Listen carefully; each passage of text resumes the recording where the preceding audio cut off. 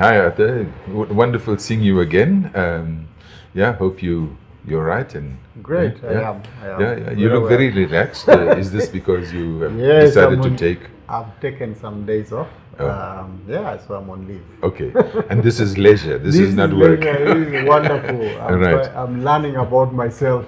Oh, brilliant! And I'm Yeah, also yeah. enjoying the prospect of learning about you, Yeah. Arthur. You Yeah. know, Arthur, I would like to pick up, and I've been reflecting on our discussions, and in particular the last one, that's related to a point that you made about being centered, right? And in last time we spoke about you must never panic, because when you panic, Yeah. it messes up an entire ecosystem, Yeah. and it becomes disruptive.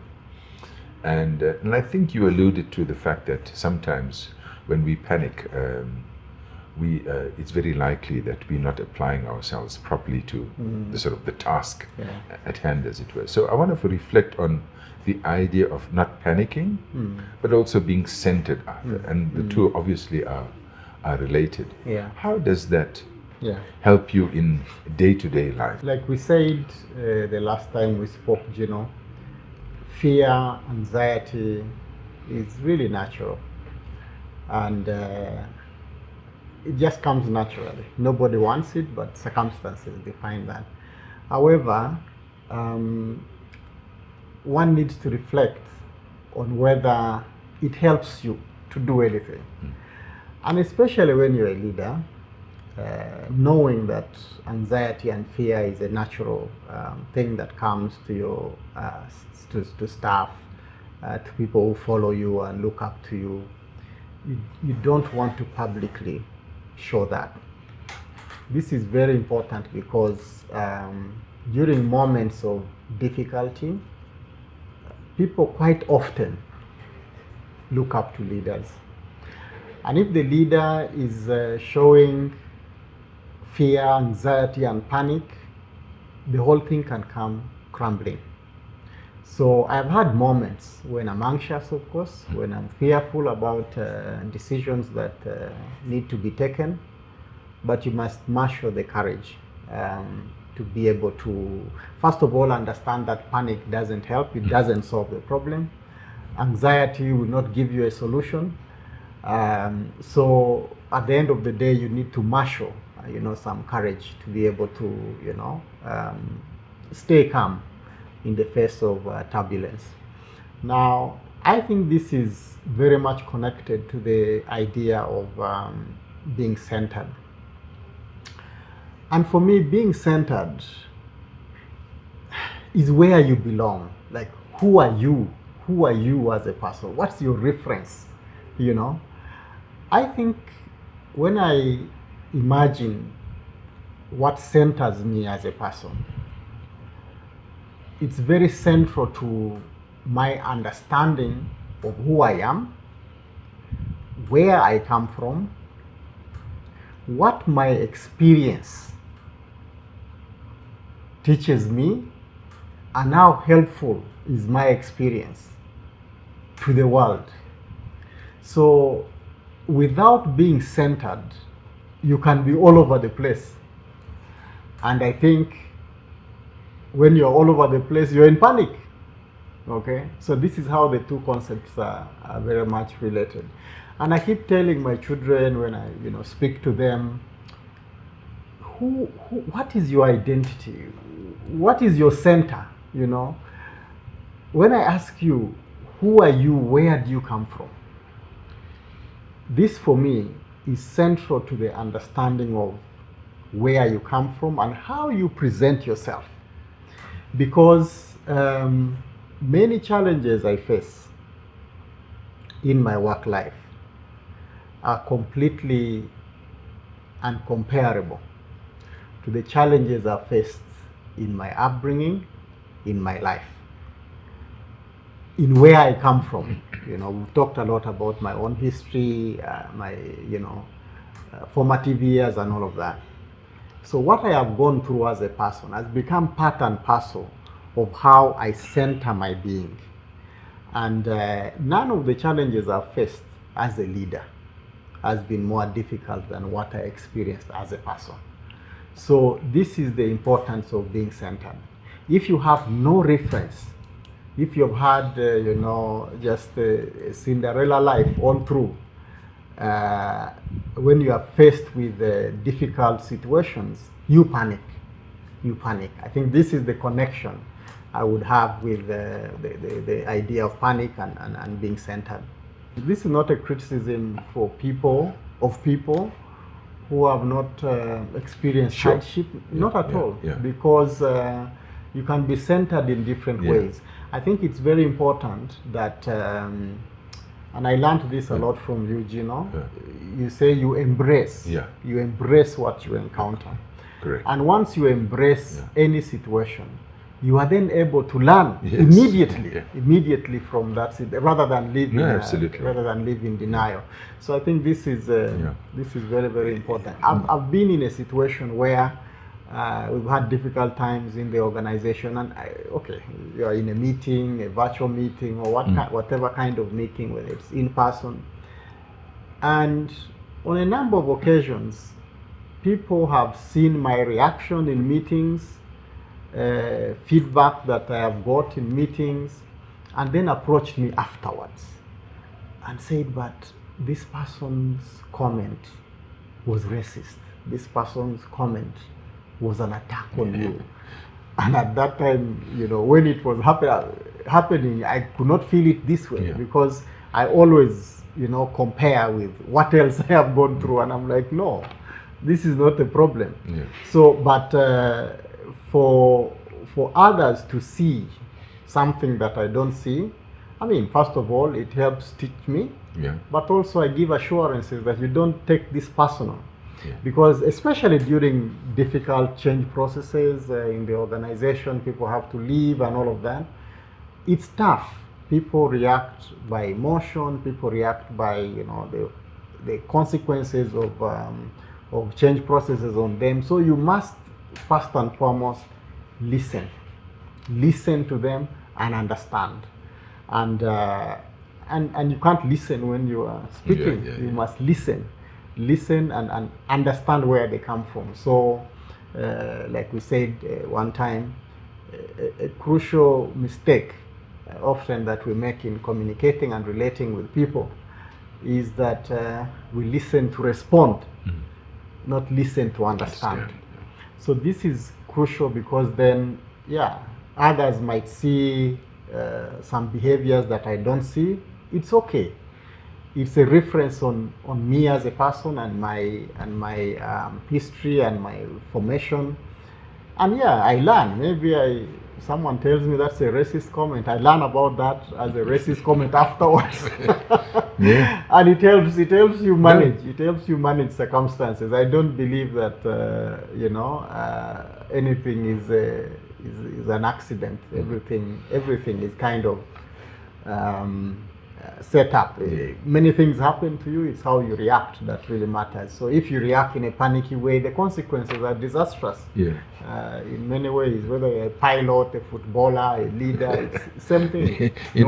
I'm just thinking, as I'm listening to you, I says you'll make a real fascinating sort of subject of inquiry with an industrial psychologist, right?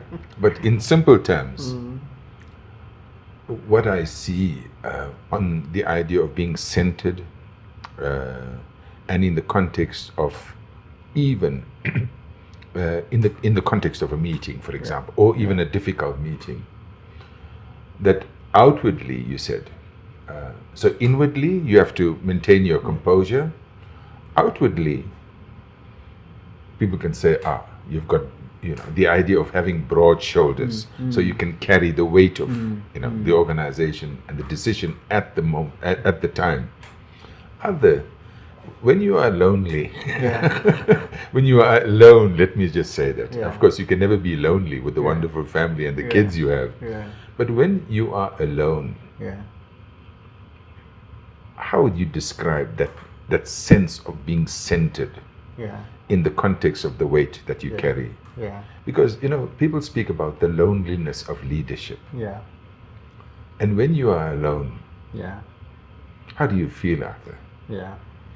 So you will be surprised, but I am rarely alone, even when I'm by myself, Yeah. because there's always somebody I can talk to. This is very important. If I can't speak to you, Gino, face to face, I can't call you on the phone, I speak to my Lord. So I'm never alone in Yeah, any okay. situation because I'm a believer. And so, of course, I faced, very challenging times. I think one of the most challenging moments was when I was in the US. I go to a, a supermarket. I do my shopping, and then get to the payment counter, and I didn't have money on the card, so I had to leave the stuff there. And getting out, I'm like why? And there's no family in the US, nobody I could call. So at that time, I walked out of the supermarket and I had no idea what to do. At that particular moment, I just patted myself and said it will be okay. These things you're buying that you have left at the counter, without them, you won't die. You will come back tomorrow when your card is loaded and you will buy them. So I always try to find what's the lesson from any situation, from any situation. And the moment you make that flip in your life, that no matter how hard a situation is, try to look for what lesson this situation is teaching you, you quickly make a shift. So I was very disappointed. What did I do? My tears came rolling. But then very quickly I said, but what am I learning from this situation? And the moment you apply your mind that way, you move from a kind of emotional, depressive state to one of positive action of what you can do about the situation. So I found a solution, because then I realized, okay, I don't have family, I don't have a friend here, but I'm hosted in a family. So I went to the person who was hosting me and explained the situation, and they gave me the money I needed, and I went and picked and paid the person later. Solved. I could have wallowed in this problem. Oh, my family is far away in Uganda. I can't contact who. I can't do this, But I applied my mind to what can be done, and then all of a sudden, you will see how much. Maybe the Almighty was telling me, you don't have to feel lonely and alone in this place because you don't know anybody, because they are people. And I said this to you the other time, Gino. In each and every human being exists a God and God's image. So look at people that way. No matter whether they are strangers or whatever, there is something in them that connects us as human beings. And I find that no matter what, I have not felt alone, left by the wayside. In difficult organizational moments, I might leave a meeting with all my leaders. Perhaps we are disagreeing. I go home. I subject myself and this situation to some introspection, and something comes up. You cannot fail as a human being, especially when you believe you can, reach out to others.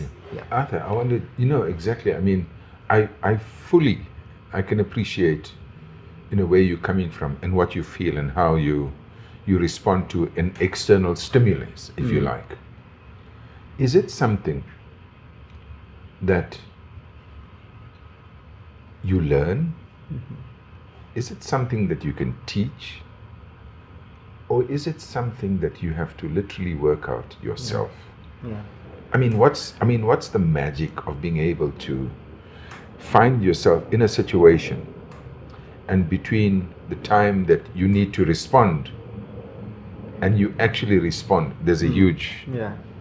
there's a time between Yeah. the stimulus and the response, if you Yeah. like, and then Yeah. that's where the center comes in. Exactly. So what's the trick, Arthur? Is it science? Is it art? Is it, I don't know what, you know? I think it's just a human experience. I don't think it's rocket science.